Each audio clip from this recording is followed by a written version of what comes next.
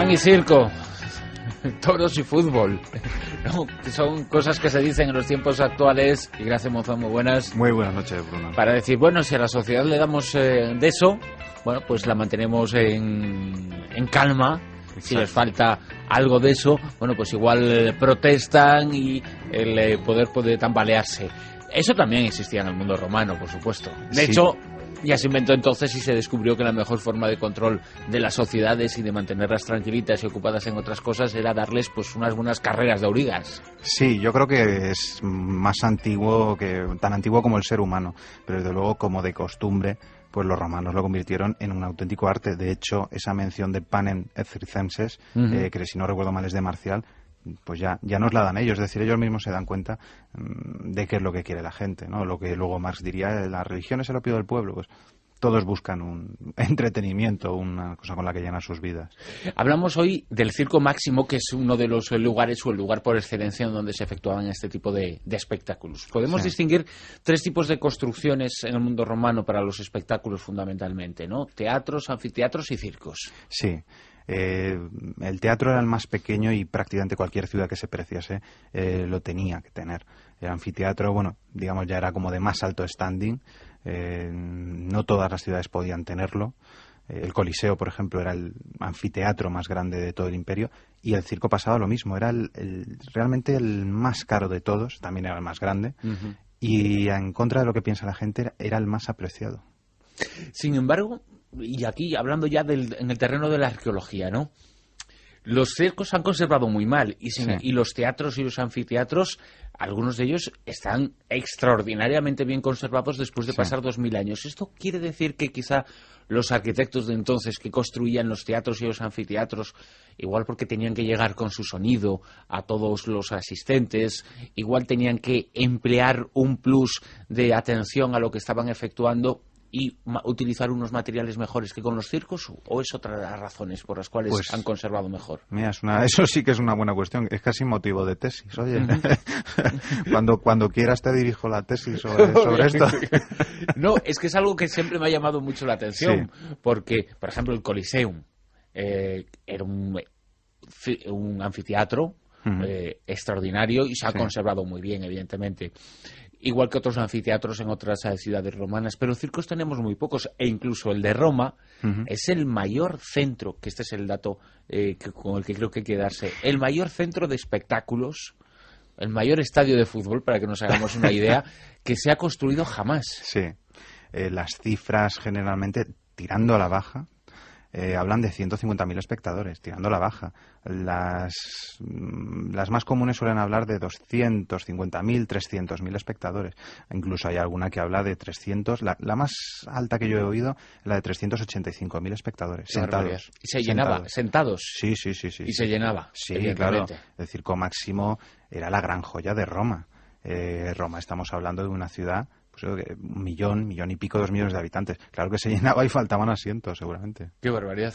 Sin embargo, digo estadio de fútbol, pero a lo que más se parecía posiblemente es a un hipódromo, ¿no? A lo que más nos puede recordar. Sí, su forma deriva del estadio griego, una construcción alargada para correr a pie o correr a caballo, que era algo que en un principio era bastante simple y además no era cruento, porque los juegos gladiatorios en un principio no eran juegos. En el mundo alto imperial sí tienen esa característica de ludi, es decir, juego, pero en un origen era algo sacral, muy importante, se celebraban a la muerte de alguien. Sin embargo, los juegos circenses se podían celebrar de una manera más alegre, entre comillas.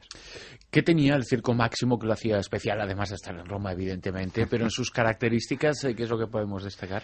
Pues yo diría que básicamente su tamaño. En época de Trajano, es decir, entre el 98 y el 117 después de Cristo, el famoso emperador hispano, llegó a tener unos 610 metros de largo y 190 de ancho en su lado exterior, es decir, más de medio kilómetro de largo.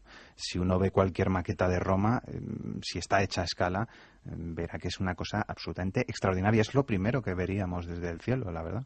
Claro, lo que significaba que dar una vuelta a ese estadio, pues podían ser prácticamente 2 kilómetros. Daban vueltas los carros, es la imagen un poco que tenemos. ¿Es posiblemente el espectáculo más importante de los que se producían allí? Sí, se hacían, bueno, por hacer se podían hacer incluso desfiles militares, porque precisamente está hecho ese recorrido de forma óptima. Se dice también que se hacían juegos gladiatorios, cosa que yo no entiendo muy bien porque no solo hay problemas de acústica, es que hay problemas de visión. Si yo me siento en un extremo, a medio kilómetro están luchando un par de tracios, pues es que no les veo. En general lo que se hacían eran carreras, tanto a pie como sobre todo a caballo, que era, la verdad es que las carreras a caballo era lo que más les gustaba, pero con diferencia, y se llegó a crear un mercado importantísimo. Y las aurigas eran algo importantísimo porque eran, bueno, pues el instrumento fundamental junto al caballo, que evidentemente era el que tiraba de los carros. Imagino que esas carreras, bueno, pues pocas normas, ¿no?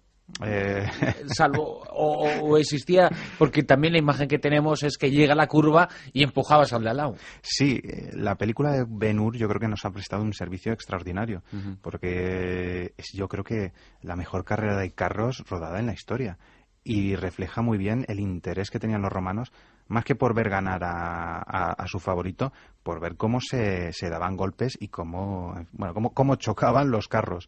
Porque claro, al llegar a la esquina, ¿no? a esos extremos, a esas metae, siempre se intentaban tomar las curvas lo más cerradas posible. Como estamos hablando de carros complejos, incluso la viga ya es compleja, la cuadriga mucho más, a veces había carros de 10 caballos, muchas veces se enredaban las correas o incluso directamente se chocaban. Imagino que los Hamilton de entonces o los Fernando Alonso eran personajes importantes en la vida social romana, considerados, ¿no? Sí, los gladiadores, por ejemplo, normalmente eran esclavos, pero los aurigas podían ser libertos o directamente hombres libres. Digamos, su consideración social ya de base era muy superior. Sí se nos conservan nombres de grandes aurigas, como Crescen, como Fuscus. Marcial, por ejemplo, nos habla de Scorpus, que había ganado 2000 carreras y que había muerto en un accidente, precisamente jugando. Pero tenemos también nuestro Fernando Alonso, vamos a llamarlo, de la antigüedad, que fue Cayo Apuleyo Diocles, una auriga que llegó a acumular 35 millones de sextercios. O sea, que cobraban como casi estos, ¿no? Pues como los futbolistas, ¿sabes? Cuando hablamos de los fichajes estos millonarios. Porque ¿qué dato nos has dado? ¿Cuántos? 35 millones de sextercios. ¿Cobraba por qué? No, llegó a acumular. Llegó a acumular como fortuna personal. Como fortuna ¿no? personal. Y para compararlo, para que nos hagamos una idea, ¿no? Sí. Un trabajador del mundo romano, de la época romana, un sueldo medio, digamos, ¿a dónde llegaba? Pues sería un as al día. Es decir, cuando estamos hablando de sextercios, un sextercio, pues ¿cuánto podían ser? Pues 4 ases, 5 ases, 10 ases, depende del momento. Es decir, el que trabajaba, además trabajaba por día, cobraba por día, y este hombre por una sola carrera, pues ¿cuánto podría ganar? 1000 sestercios, 10.000 sestercios. Es decir, podía ganar lo suficiente como para mantenerse 1 año, 2 años, 3 años. Qué barbaridad. O sea que también en esto nos parecemos, sí, a los que daban ese pan y circo, también se les trataba extraordinariamente bien.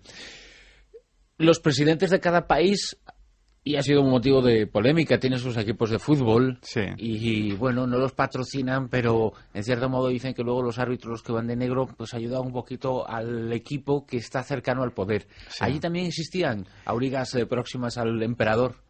La verdad es que en un principio todas estas empresas, Augusto fue muy listo, porque en vez de quedarse con una se quedó con todas, con lo cual no tenía ningún tipo en ese sentido de competencia, pero con el tiempo sí. De hecho, en el mundo bizantino se ve muy claramente cómo los 4 equipos, pues eran 4 equipos, el rojo, el azul, el verde y el blanco, cada uno era un símbolo de una estación.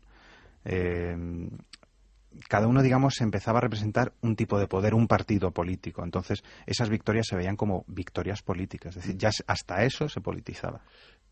Ultrasurs y cosas parecidas existían en las gradas, entre 300 o 400.000 personas. Supongo que algún que otro descerebrado también habría, ¿no? Tenemos más referencias de esos actos en los anfiteatros. Ajá. Pero, bueno, ya hubo alguna rebelión, eso lo saben los que estudian el Imperio Bizantino, bueno, incluso el mismo Teodosio ya tuvo problemas en algún circo, pero fue Teodosio el que debió acabar con unas 30.000 personas, se calcula, en una rebelión en un estadio en Constantinopla. Es decir, eran muchos ultrasur, y lo que pasa que, bueno, el poder reaccionaba de una manera un poquito más drástica. Desde luego. Ignacio Monzón, muchísimas gracias una semana más por acompañarnos, por hacernos descubrir, invitar a todos los oyentes a hacerlo, cosas tan interesantes. Muchas gracias a ti, Bruno.